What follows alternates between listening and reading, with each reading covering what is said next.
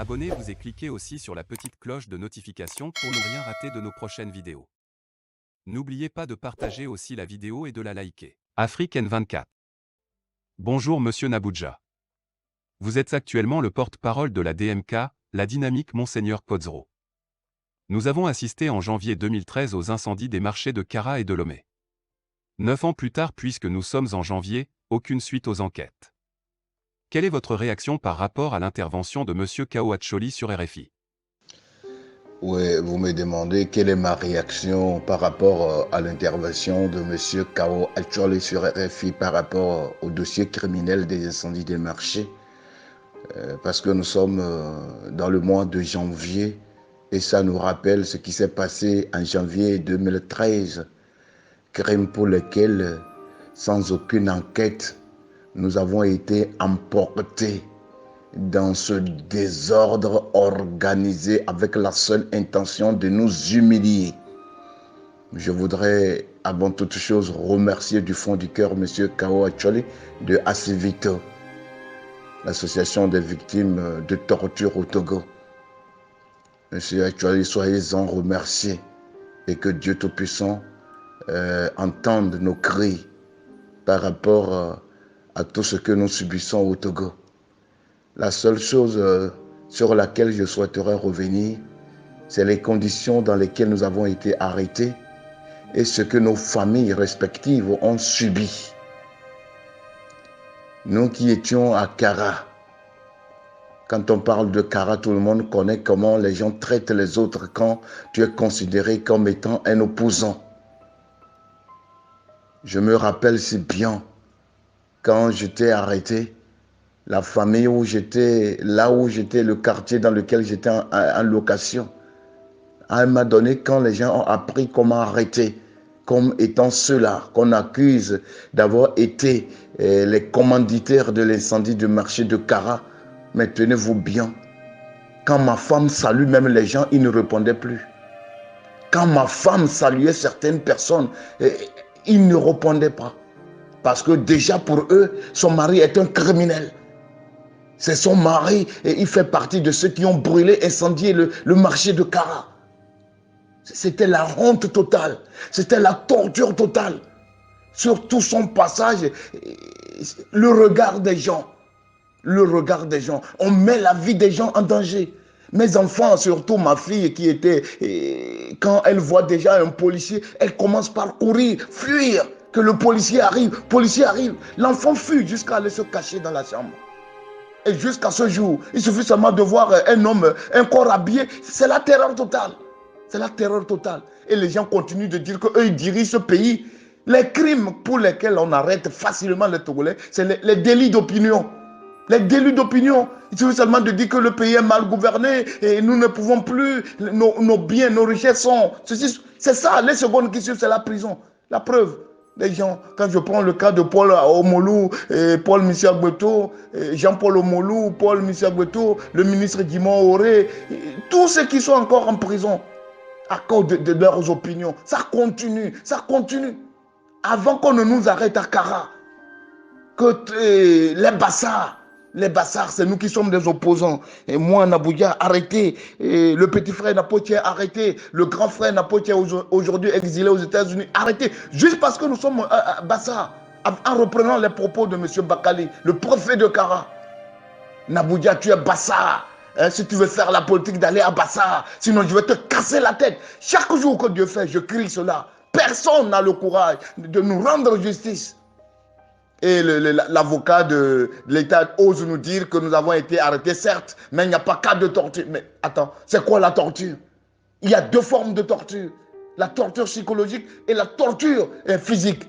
On met des innocents en prison, menottés, trimballés de gauche à droite. Nos familles, humiliées, que ce soit à Kara ou à Bassar, quand le bas peuple, le commun des mortels a appris que leurs frères, leurs fils ont été arrêtés. Mais tenez-vous bien. Le regard des uns et des autres à leur égard. Hein? Les gens osent dire dans l'ombre que vos enfants nous ont honnis. Nous, Bassar, on ne connaît pas ces crimes. Où ils ont appris ça. C'est ça. Pourquoi arrêter des innocents? Mais là où ça m'étonne, le silence des premiers responsables du CSD. Tous ceux qui étaient dans le CSC. Parce que nous, à Kara, qu'est-ce qu'on nous a dit? Que nous étions de l'ANC. Nous étions, on est venu à Lomé où on a organisé une réunion au sein de l'ANC. À la fin, que M. Jean-Pierre Fabre nous a remis 1 500 000 et nous sommes allés au cimetière de Kamalodo où on nous a fait des préparations mystiques et on disparaissait. Voilà comment la justice fonctionne. Les militaires nous racontaient ça en reprenant les propos de le petit, comment l'appelait-on, Mohamed Loum. Les révélations, ils racontaient des bobards et c'est ça ils ont pris comme étant une panacée. C'est terrible. Mais ils ne savent pas que Dieu n'est pas loin. Nous ne sommes pas ça. Nous avons un cœur blanc. Nous avons un cœur blanc. Nous aimons l'homme. Nous défendons l'homme. Il faut qu'il se demande pourquoi 2 mois après à peine, il a retracté en disant que ce qu'il avait dit est faux. Oui, c'est ça la force de l'innocence. Nous sommes des enfants, peut-être, mais notre innocence fait de nous des grands. Notre innocence fait de nous des grands. Jusqu'à ce jour, le petit frère Napotien, son passeport est confisqué. Son passeport est confisqué. Le nom est sorti le 18 septembre, le 11 septembre 2018 au commissariat de Kara. Sur la liste, son nom figurait. Mais jusqu'à ce jour, on refuse de lui remettre son passeport. Il devait voyager sur l'Allemagne. Mais jusqu'à ce jour, il n'a pas son passeport. Voilà comment on nous traite, comme si nous n'étions pas des Togolais. C'est ça. Ce petit frère Napotian, il a été enlevé suite à l'appel du lieutenant Thiam. Monsieur Napo vient nous voir. Le gars arrive, 2 jours, nous courons de gauche à droite avec des pleurs introuvables. C'est quand on m'a amené que on a su que lui aussi il était dans la cellule. Voilà comment fonctionnent les institutions de notre pays. Voilà un peu ce que je veux dire. Nos corps saignent, hein? Nos corps saignent. Et nous attendons vivement la justice. Et je profite d'interpeller les premiers responsables du CSC. C'est une lourde responsabilité. Vous ne pouvez pas vous taire. Vous ne pouvez pas vous taire sur ce crime horrible, monstrueux. Et on embarque des innocents. On embarque des innocents. Pas des moindres. Nous sommes blancs comme neige. Nos cœurs sont blancs comme neige. Nous défendons ce qui est juste. Nos cœurs ne connaissent pas la haine.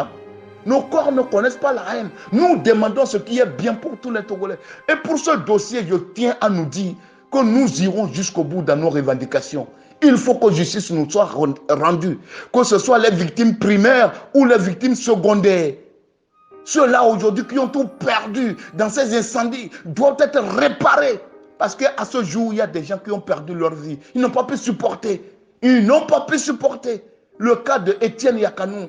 Ce brave homme qui est parti dans la cellule sans soin, innocemment, laissant derrière des enfants et une veuve. Ils deviennent quoi? Qui va s'occuper de leur avenir? C'est la grande question à laquelle il faut répondre. S'il vous plaît, la justice n'est pas une banalité. La justice n'est pas, c'est un simple jeu. Le rapport des experts français, ça sert à quoi? Ce qu'on arrête, les plus grands criminels au Togo, c'est les délits d'opinion. On peut tuer, on peut incendier les marchés, on peut détourner des fonds. Ce n'est pas un crime. Mais quand tu parles de la gouvernance, de la mauvaise gouvernance, les secondes qui suivent, c'est la prison. C'est quoi ce pays? On dirait qu'on est dans un état de nature. C'est comme on est dans une jungle. Les plus forts font la loi, écrasent les faibles. C'est pitoyable au 3e millénaire. Que la justice nous soit rendue. Je n'ai plus grand-chose à dire.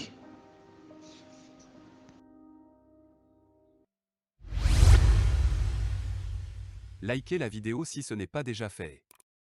Laissez aussi votre point de vue en commentaire.